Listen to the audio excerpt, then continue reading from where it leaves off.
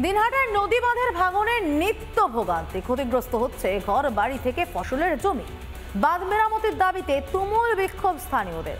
তৃণমূল সাংসদের বিরুদ্ধে ক্ষোভে ফুঁসছেন এলাকার বাসিন্দারা।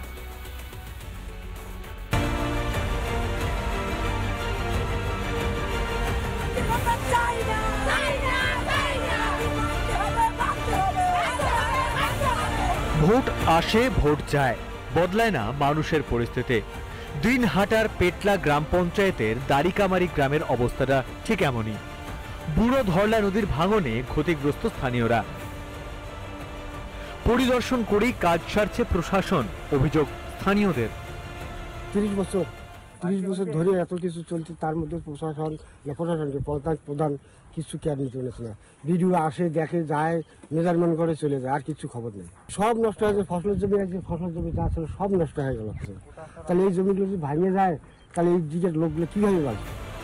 লোকসভা নির্বাচনের আগেই নদী বাঁধ মেরামতির প্রতিশ্রুতি দেন জগদীশ চন্দ্র বর্মা বসুনিয়া।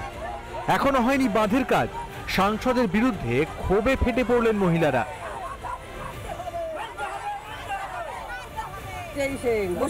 সাংসদ উনি কি আশ্বাস দিয়েছিলেন? উনি আশ্বাস দিয়েছিলেন আমাকে ভোটে জিতান, যদি না আমি ভোটে জিতলে আমি নদী বান্ধন করে দিব। ভোটে জিতাইলাম, উনি জিতার পরে উনি এখন খোঁজ নাই। এরা যদি পরবর্তীতে আমাদের ভোটের জন্য আসে, তখন ওই ঝাঁটা আর জুতাই ছাড়া ওনাদের কাছে আর কিচ্ছু হবে না। লক্ষ্মীর ভান্ডার নয়, নদী বাঁধের মেরামতি চান স্থানীয়রা।